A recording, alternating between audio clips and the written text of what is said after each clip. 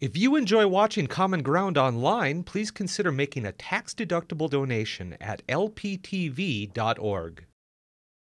Lakeland Public Television presents Common Ground, brought to you by the Minnesota Arts and Cultural Heritage Fund and the citizens of Minnesota.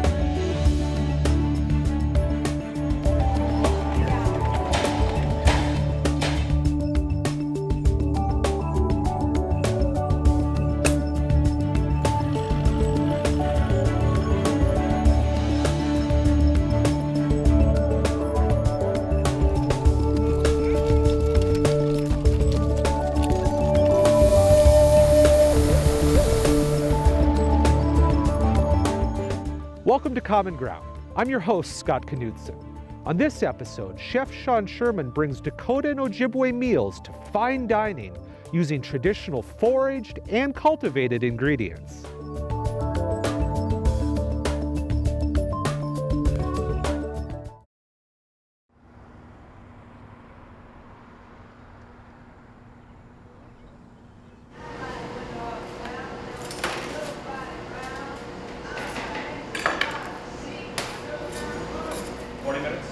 Well, we're up here in Bemidji, and we were lucky enough to get to do a dinner with the Rail River Folk School, and we chose to do a springtime influenced Ojibwe dinner, 4-course, so it's very modern in concept. I'm only using just the original traditional Indigenous flavors that are out here, so everything on the menu are pieces that we can find in this region in particular. So I'm just using pretty old school Ojibwe style in flavors and ingredients, and I've kind of mixed them up in a modern sense to kind of create some fun plates out of it.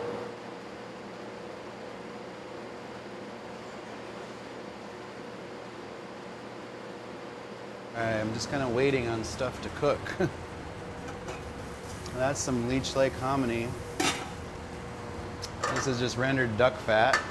These ones are rose hips with marshmallow root. This is white corn mush. These are kidney beans cooking. This will be a cedar and maple iced tea. Smells good. We're making some wild rice flatbread.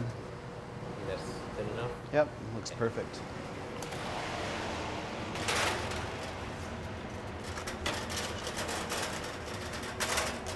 Toasting some pine nuts with some maple sugar. What are those going to go in? This is on the salad course. I think the concept of Native American cuisine is something new for most people in America, unfortunately. So it's unfortunate we have to reintroduce it, but it's also a great time and place. I think people are really open to locally sourced foods, wild foods. Everybody's understanding more and more what they're putting in their body, why it's important to eat organic foods and support organic growers. So I think overall it's a great time and place to have this food movement going on with myself and other people who are working really hard on trying to reintroduce Native American foods. Moving along pretty well today, that's for sure. I think with this project I've been working on for the past few years of pushing forward with really trying to figure out what modern Native American cuisine is and how to sell it to the general public. Really going back through history, really pulling off a lot of just what geographically based items we have in certain areas.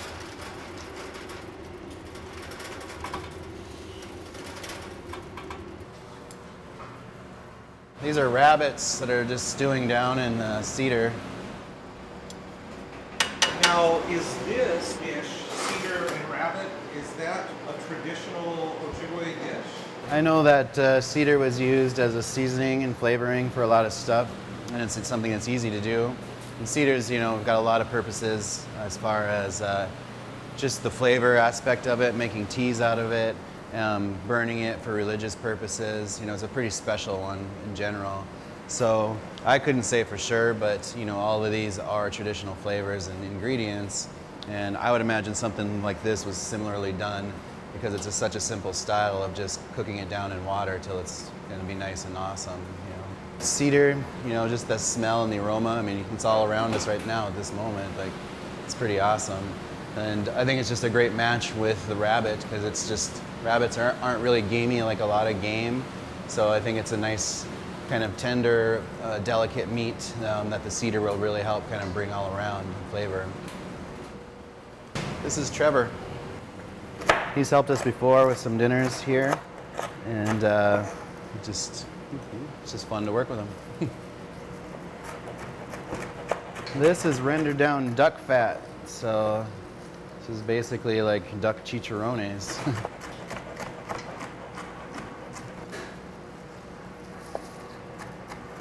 So I just broke down the ducks, took all of the fat off of them, and just let them slow cook in their own fat.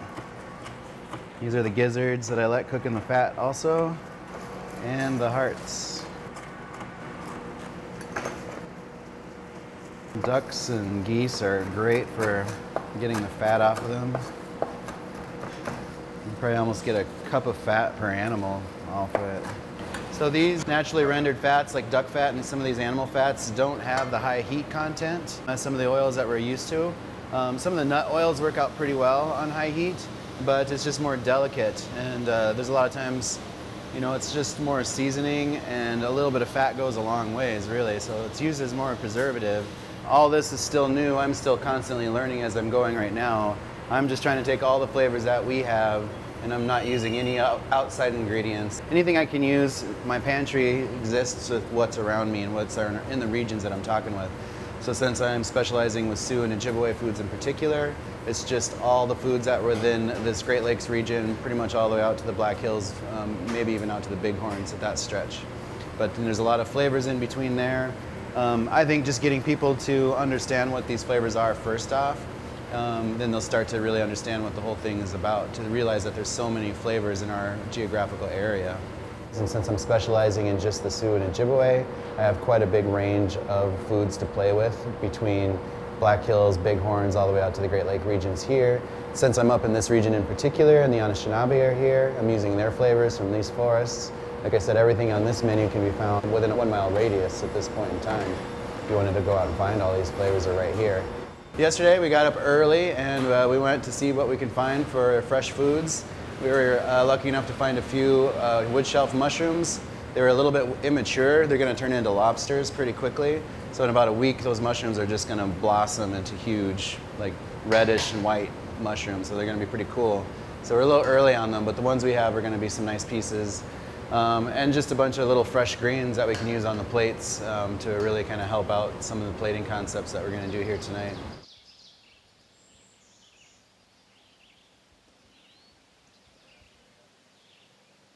Sean is joined by Simone Senegals of the Indigenous Environmental Network on the foray. So it was really nice to get out and go foraging, despite the mosquitoes and ticks. But it was really nice to get out and go foraging. The weather's still really cool, especially up here. Everything's still popping up out of the ground, but everything's still young and tender. All the shoots growing off the trees. You can see all the little green buds coming off of everything. Everything is just a perfect time to really pick. And you know, a lot of this is just going to be extra color and flavor for my plates. And it's just really accentuating and showing people that there's so much food on our forest floors out in these regions.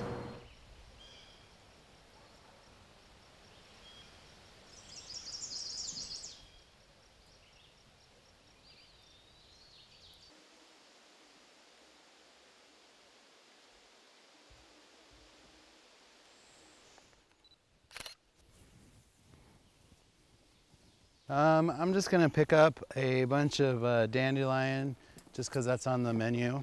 I was just gonna see what else is around, if there's any chickweed or if there's any yarrow. I'm not seeing much of that at the moment.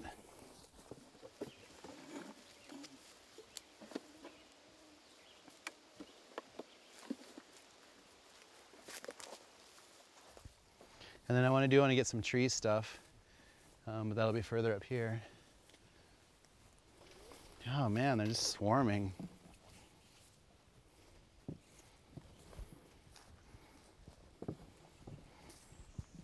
Have you ever used marshmallow root?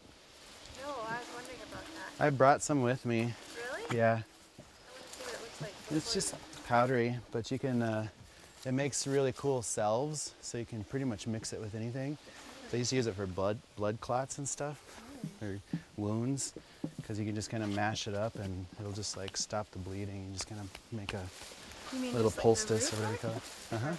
Yeah, the root part. But it's also good for cooking for thickeners, and it makes really, it's got a lot of like natural pectin in it. If you just cook it down for a long time, that water will get really thick and syrupy. So if you wanted to make like marshmallows from marshmallow root, you just cook that marshmallow root down in water with a whole bunch of sugar, and it just makes this really thick, foamy, sweety substance. So if you whipped a little egg white in there, then you can basically have an all-natural marshmallow. Yeah. Yep. Yep. Yep. Use some pot-boiled rice and some of that. Here's a bunch of yarrow, Simone. You want to see what it looks like? Oh, okay. So you see that all over the place. So, but just grab some if you see it. I have to hold one so I know what it looks like. Mm-hmm. Ow, hiya. Stupid mosquitoes. You're right in my face. Oh. Next time we'll use your bee suits.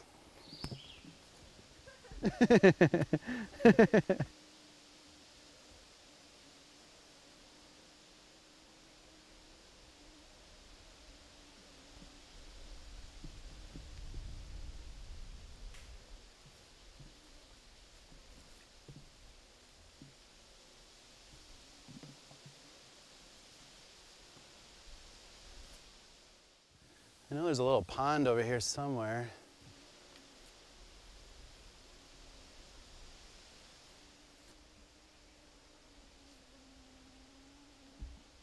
Here's some mushrooms that have passed already. There's a big one right here too.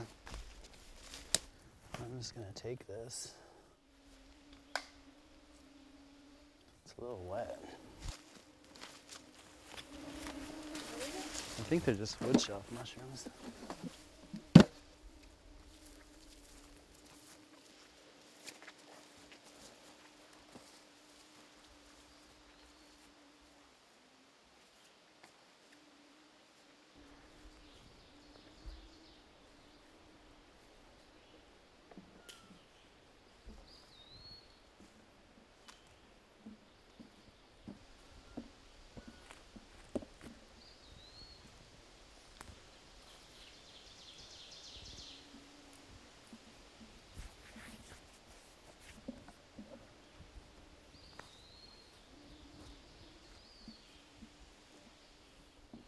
Sean, have you seen any ramps out here yet? I haven't seen any yet.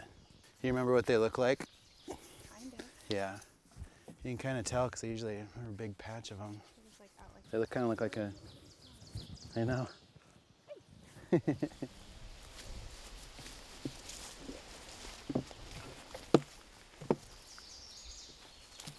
Here. Right here. There we go. I mean, I can't see the flower, but Yeah, I think let's this is pull it. up the root. That's what you want. Yeah. Should I just... I think you can harvest it without killing it if you just cut a chunk of the wood. A chunk of the root. Come prepared. Well, if I had my knife kit, I forgot my pocket knife.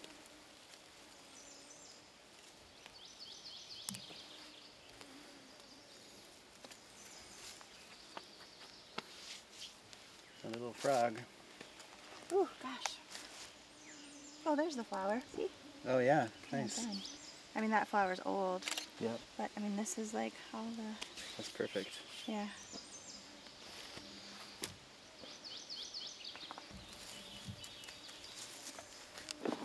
Okay. Moving, huh? Ugh.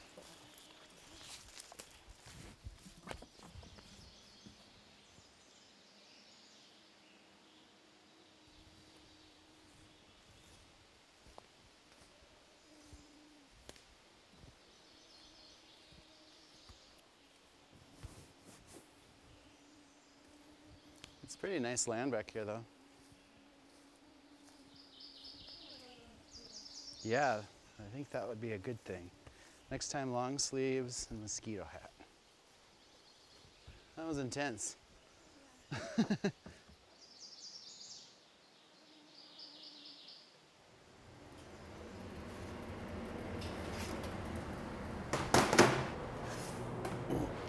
Looks like our flatbread worked out pretty well.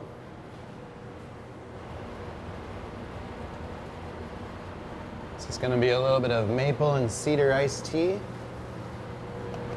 Pretty refreshing.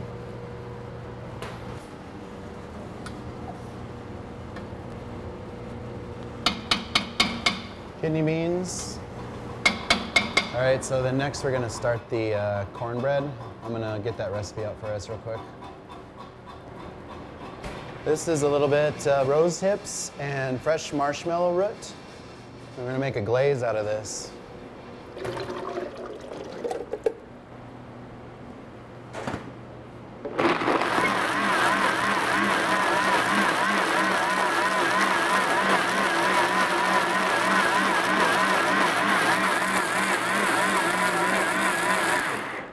Marshmallow root is a really cool plant, usually grows in the swampy areas.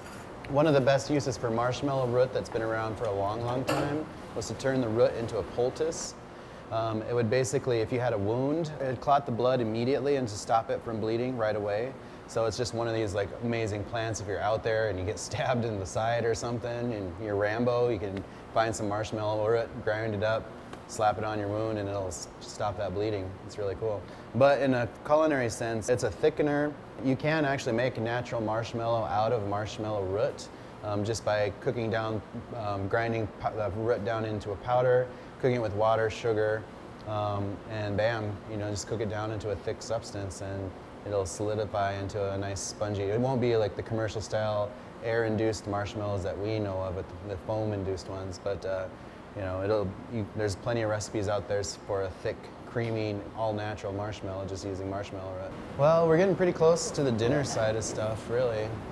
All the pieces are almost done except for cornbread, but that one I'm going to do on site. I think we're good to go. Pretty much knocked it out. All right. Let's go over this menu real quick because it's going to be a lot of fun. My first course is a wild rice flatbread, smoked duck, and forest mushrooms. And this is just going to be a fun, small first course. This dinner in particular that I'm working on today, for me it's just a lot of fun. I get to play heavily with my plating concepts. Hi there. I get to just try and meld some of these flavors together to see how they work out. This was the most amazing meal I've had in years. These were flavors I have never experienced. They're all around me and I've never experienced these. The cedars and the smoked flavors, wild nuts and plants, things I actually mowed today. So and they're edible. Honestly, I didn't know what to expect. I like new things and I like to support things in Bemidji that are new and interesting, and I hope they come back. And so I came here with totally blank slate, not knowing what to expect, and I just honestly feel healthy after eating all of this natural food and these new flavors and tastes, and my palate is completely expanded with this one meal. It's really exciting to taste this food. My dining experience tonight was wonderful. I participated in Sean's when he was here earlier this year and already had a taste of what his expertise is, working with Indigenous foods in our area. I also believe that food can heal. Fabulous. It was wonderful. Everything tasted great. I'm kind of a food weenie. I don't like to experiment and try different things, and I ate everything on my plate every time. It was wonderful. I was just surprised that I liked everything. I mean, it's nothing I've ever tried before. I don't think there was a single thing that I had today that I've tried in the past. And so to me it was a completely new experience and I enjoyed everything. I like to try a lot of new foods. That doesn't mean I always like them, but I can honestly say that I liked everything that was served to me today. The food was very tasty. You didn't need to have any salt and pepper, no condiments. You had the maple syrup in the cedar tea. They had the berries on there. And I couldn't taste the berries because I'm on my berry fast. That I ate fiddleheads, you know, ferns, and smoked duck. It was wonderful. I've never had duck before. I guess that I didn't expect such a simple plate to be so fulfilling. It was so fulfilling, yeah. Oh, I think it had to be the rabbit. I haven't had rabbit for years. The intensity, the flavor of this with the cedar was just phenomenal. It really was outstanding. The garlic, the wild garlic, how tasteful that was, and the onions. I didn't have any of the sumac dressing, and the perch was good, very tasty. Earthy, but and rich, but light. I mean, it was just a real nice seesaw that way. As you bring the cup to your mouth, cedar just pouring in, but then as you drink, it's just a light iced tea. And everything was kind of like that. You might put it in your mouth and it was very light, but then it'd leave a strong, wonderful flavor afterwards. So a lot of light and yet rich. It was wonderful. I really liked the communal family table that they put together. I thought that was a really interesting way of bringing us together. I got to meet a lot of new interesting people and hear stories and connect with them and learn what we had in common and having this experience together that we wouldn't otherwise have. I received an invite on my Facebook page from Simone, and it immediately sounded like something I'd like to experience. I get to serve you guys. So I checked the going box right away. And I hear that a lot of other people heard from word of mouth. So that's really neat too. Got it. I was at a local establishment and it had all the posters that advertised things, so I was kind of scouring through and saw this advertised and thought to pass it over because it was coming up so soon. And then luckily, out-of-town friends brought me here. They came for the weekend and said, we have to go, we bought you tickets, and so I'm so glad I'm standing here. I gotta fix this one. I forgot the sauce on it. It should be the last one.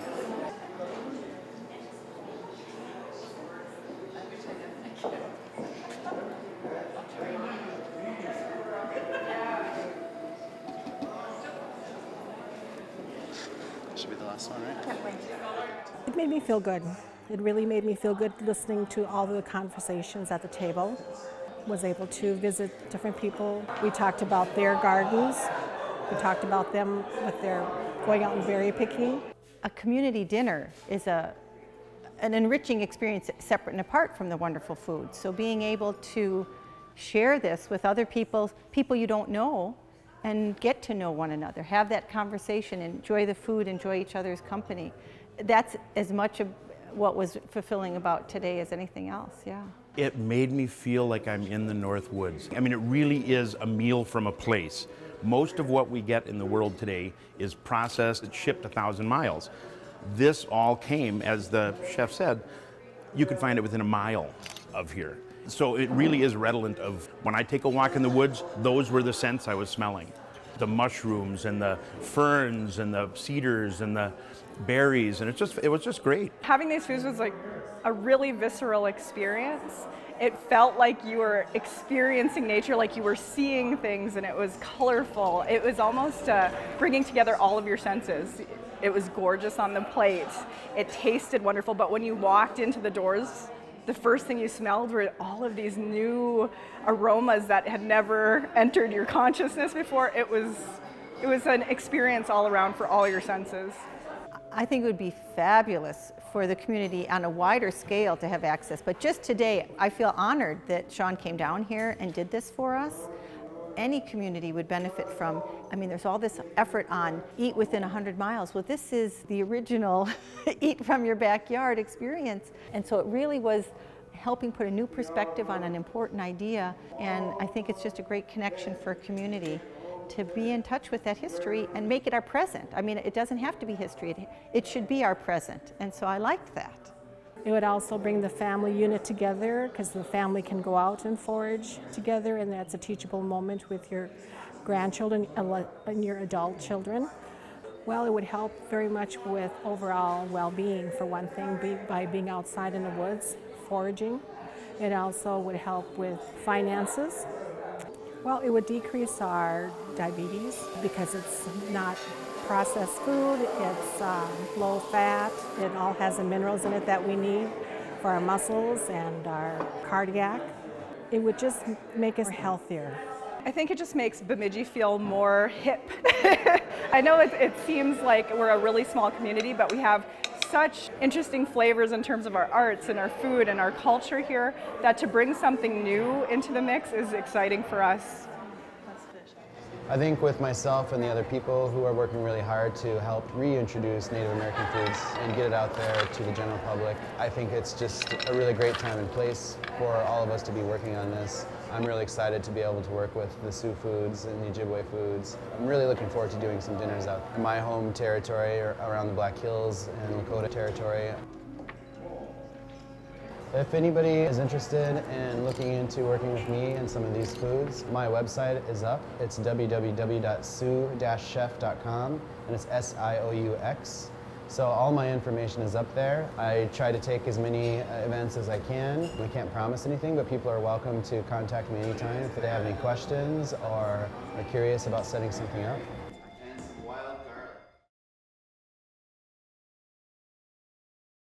Thank you for watching. Join us again on Common Ground. If you have an idea for a Common Ground piece that pertains to North Central Minnesota, email us at legacy@lptv.org or call us at 218-333-3014. To view any episode of Common Ground online, visit us at lptv.org.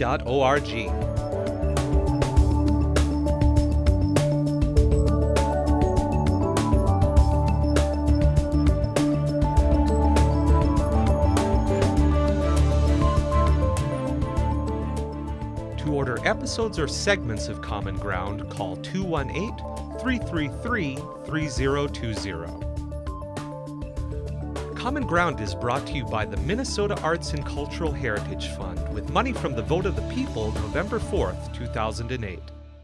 If you enjoyed this episode of Lakeland Public Television's Common Ground, consider making a contribution at lptv.org.